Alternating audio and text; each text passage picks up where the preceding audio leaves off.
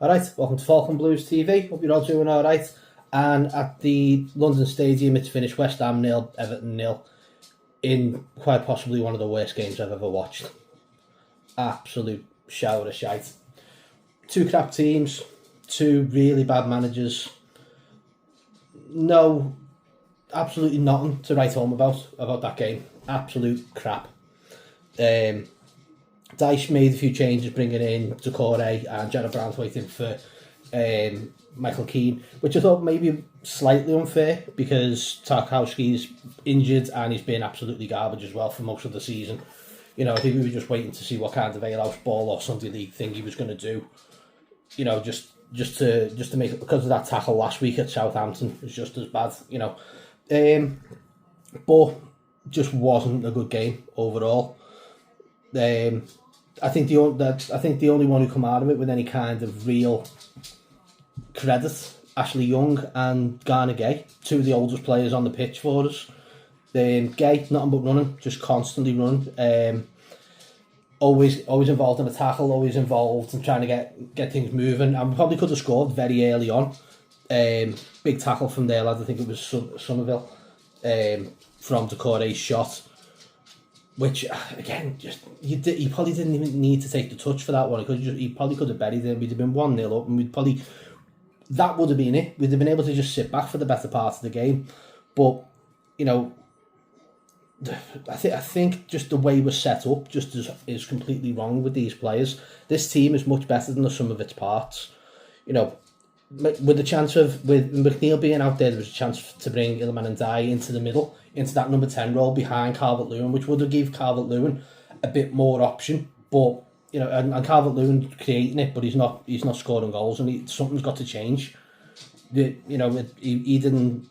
He's feeding on scraps, as I keep saying every week. It wasn't a really good performance from Calvert-Lewin.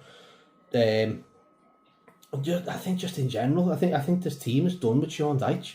And I know I am, because there's just no thought process going into it. You know, as decision making and substitutions in, you know, just in general. You know, I don't know what he just completely tries to bypass his whole midfield with long hopeful balls up to Calvert-Lewin to try and hopefully win something.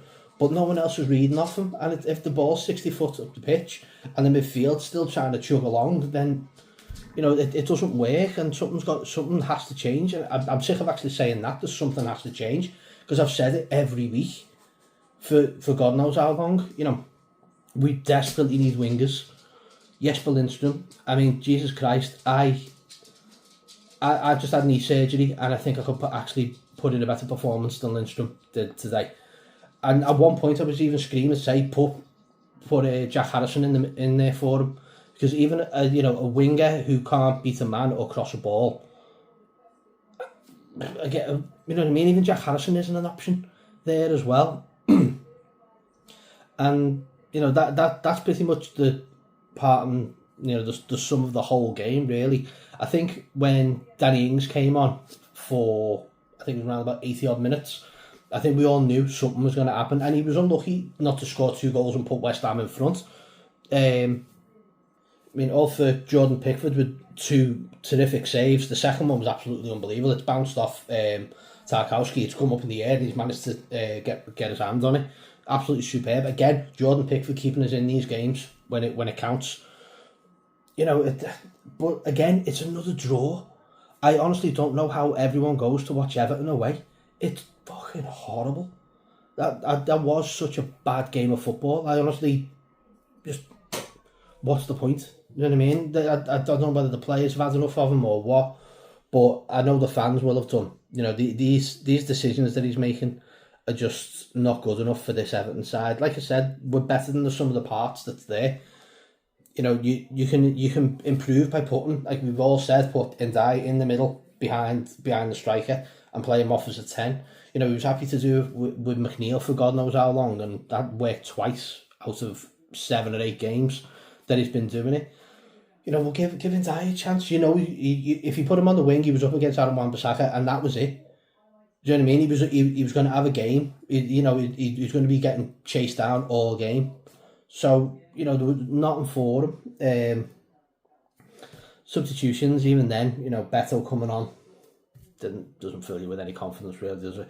I mean, I know last week he probably could have buried that shot that he had, the header, but he put it off the bar. But today, again, you know, I think he only got like 15 minutes, so he wasn't really given any kind of real time to impose himself on the game. But you know, I think Breuer needs to come in if he's fit and available. He needs to come in next week. But you know, we'll wait and see whether he's Dyche fit. You know,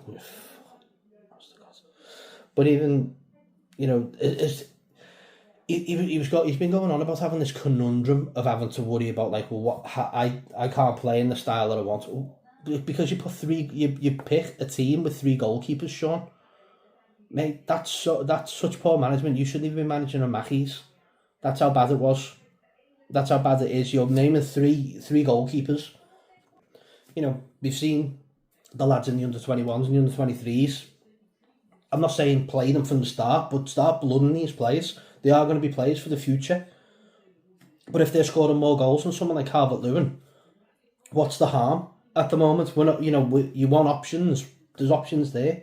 Try, you know, you don't get nothing by not trying, and it's heartbreaking to just watch Everton at the minute because it's crap. I don't want to watch Everton. It's boring. It ruins weekends.